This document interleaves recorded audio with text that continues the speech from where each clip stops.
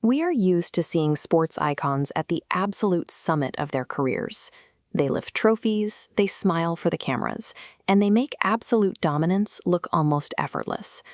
But strip away the stadium lights, and the reality of a 39-year-old athlete looks very different. Standing in an empty training room, the battle isn't against an opposing team. It's against the invisible, relentless decline of human biology. The request to "watch this video, push me, here we go," functions as a neurological trigger. It is a tool designed to force the body into an immediate adrenaline response before the first repetition even begins. Sports psychologists call this verbal initiation. The human brain is hardwired to avoid physical pain, so an athlete uses sharp, spoken commands to actively override that natural hesitation. By declaring "watch me" to an audience or even just a camera, they create a sudden, intense layer of accountability. They trap themselves into following through with the physical exertion. At the far edge of human longevity, staying great is a psychological game. Success depends on an athlete's ability to trick their own nervous system into taking that first voluntary step into the fire. Listen closely to the exchange. "Push me," followed immediately by the trainer's response, "Off you go."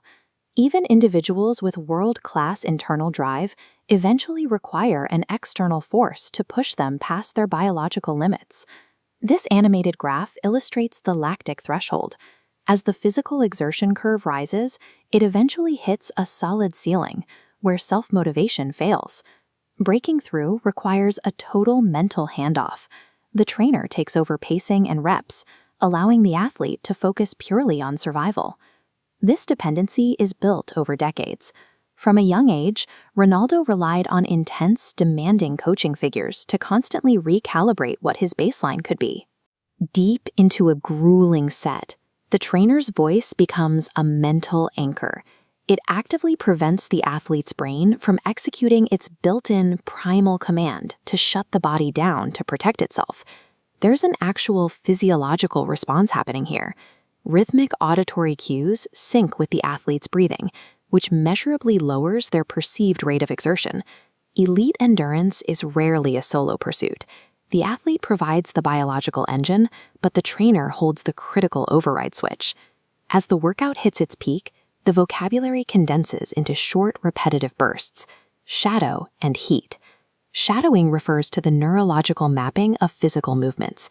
It is the act of practicing the exact form and cadence required, but without bearing the actual physical load.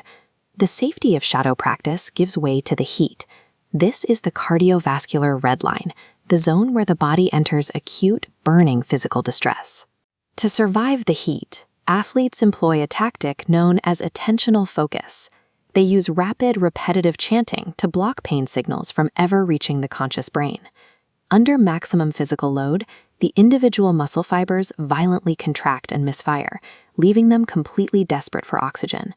The entire cardiovascular system starts panicking, burning off oxygen far faster than the lungs can possibly replenish it, and the brain's internal alarm system starts flashing red, screaming at the athlete to drop the weights and stop moving immediately.